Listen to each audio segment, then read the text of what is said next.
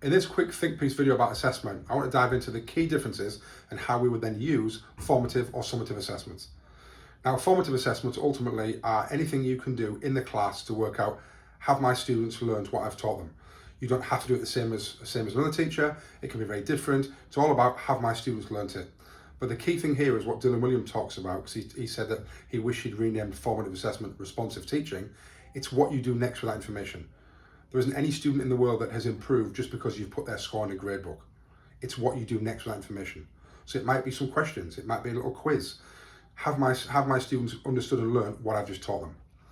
The difference in summative assessment is that's when we sample a huge range of information and learning across a whole topic, a whole course. Now, generally with summative assessments, we have standard summative assessments, so we can compare an assessment from one class to the other. So therefore it has to be the same and administered in the same way as another class or another teacher, otherwise we can't compare those grades.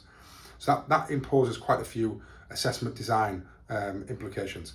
But the more questions that we assess and the more topics we sample, the blunter it becomes as a formative assessment tool, because we're only dipping in and sampling certain questions. A formative assessment can be really detailed on one area, whereas a summative assessment, naturally, by sampling lots of different areas, is quite a blunt tool. So you can't generally use a summative exam or a summative assessment for a formative purpose and vice versa. Two very different tools. Make sure that you design and select the right tool for the right reason to get the right outcome.